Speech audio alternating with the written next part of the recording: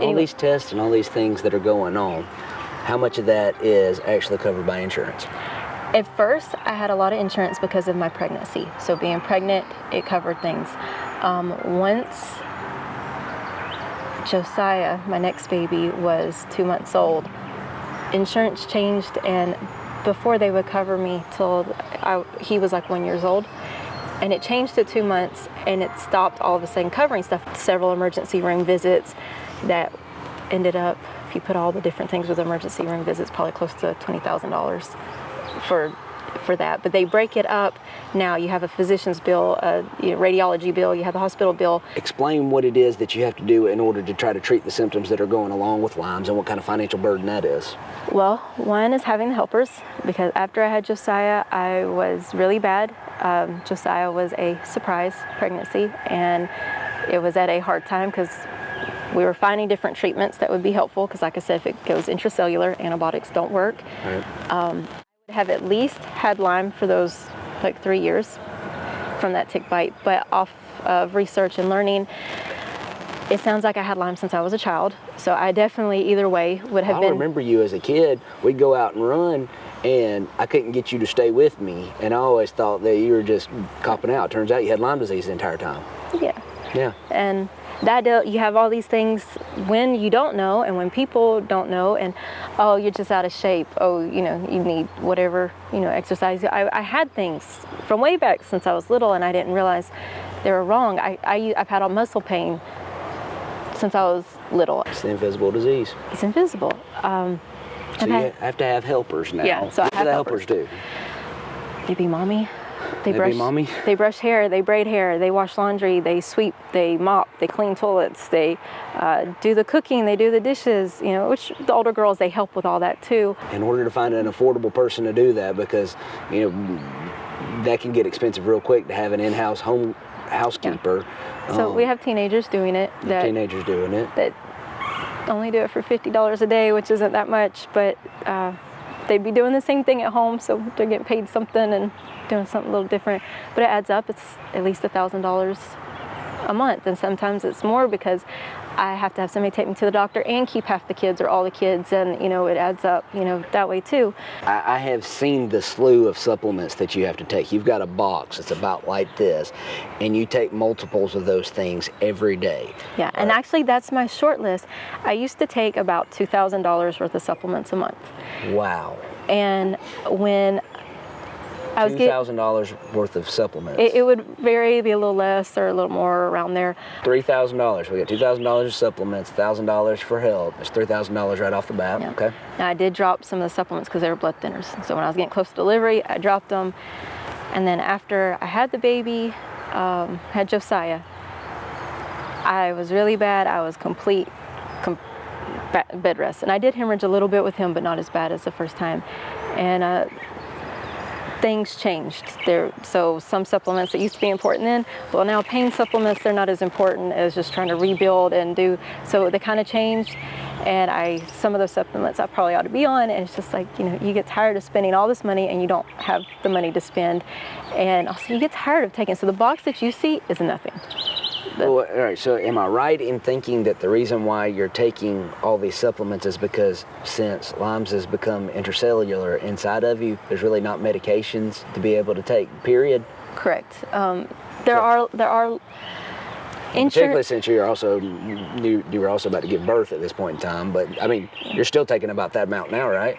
Oh yeah, that is what I take now. I used to take more than that. I used to have a big old box. And I was doing stuff like 3 times a day. So even some of those things I would be taking multiple, times a day. The standard, you got bit, you got Lyme, whatever, insurance will cover antibiotics. Normally, I think it's like 2 weeks, maybe you can get them to give you a month. A lot of Lyme literate doctors really know that it is a problem, and they know more. I've heard one doctor, they tell me that when they did their infectious disease part in college, there was literally a small paragraph. Lyme is caused by this bacteria, this many, whatever, of this antibiotics. And they said that's all it said, and a few symptoms, that's all it said. And so they went all these years in their practice, take an antibiotic, you're fine. And you're having to go, depending on what it is, you may have to go multiple times a week. Well, I live an hour away from anywhere that I could go, so now you got 2 hours worth of driving one day. That's, gas adds up. Got to have babysitters, whatever. Then the supplements, the doctor visits, that all adds up. It's an extreme inflammatory disease. I've had the illustration. You get stung, people can see that. You're getting stung all over your body, maybe smaller stings, but throughout your whole body. Nobody can see that, but it's causing inflammation, it's causing burning, it's causing pain, swelling, whatever goes on, and people can't see that. But so lots of anti-inflammatories. And it doesn't, you can't just take, any turmeric, high quality turmeric. You have to have, this isn't something you can just, I'm gonna take a prenatal vitamin today and I'll just get the cheapest one on sale. So most people think anti-inflammatories, they think aspirin, but as much anti-inflammatory you need, if you're sitting there taking aspirin or Tylenol, anything like that, what's that gonna do to your liver? Probably, yeah. I mean, most people have liver problems when they have Lyme anyway, just your system so shot. So all that adds up, it adds up. It just keeps How much do y'all think y'all spend a month on supplements, caregiving, and then also because you have to be on special diets for this too? Well, that's what I was getting with the GI stuff. After stuff was so bad when I had Josiah, that's when one doctor found I had really bad adrenal fatigue, I have thyroid problems, and I came reactive. I think it was 58 foods. That's a lot of foods to take out of your diet, and you can't just not eat them, you have to replace them. We spend somewhere between $600 and $800 a week on groceries. Wow, so you're at like $6,500 to eat, have supplements and caregiving each month. And we hadn't even paid the power bill. Hadn't even paid the power bill. Yeah, and Michael, he's having to work. And other people, y'all's house is paid for. It is, but it's not finished.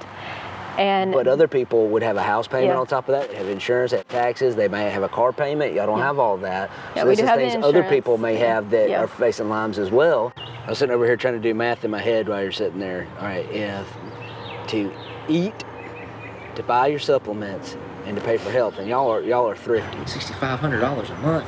That's a lot of money. Yeah. That's a pretty big financial burden. We've had to change cars, and we have had to replace, things everybody has to replace, washing machine breaks, whatever. But when you're paycheck to paycheck, and I'm like, I can't even take my kids to have fun. They can't even do anything. They just work. They have to be little mini mommies.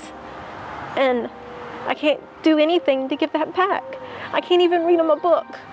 That used to be a big nighttime. We'd read books, and they loved to listen to stories, and that was a big thing. Turn off the TV. Nobody needs TV. We got a book. Let's read a book. And I can't read him a book. Micah, I've probably read him a baby book 5 to 10 times. He's over 3 years old. And that's hard. It's hard to feel like if somebody else gets to take care of my husband, I just sit here and tell everybody, stay on track, make sure y'all cook this or cook that, and I can't take my kids for a walk. I can't take my 3-year-old to go play in the mud and look at the tadpoles or check out the flowers or go catch this lizard. I can't take them for a walk. And then, dealing with my kids, I can't even give them supplements because I can't afford the supplements or the testing or things for them. And that's hard to be the mommy and feel like I have to take right now, and I can't give. And every day they have something that's probably getting worse and worse, and I can't give it. And that's hard.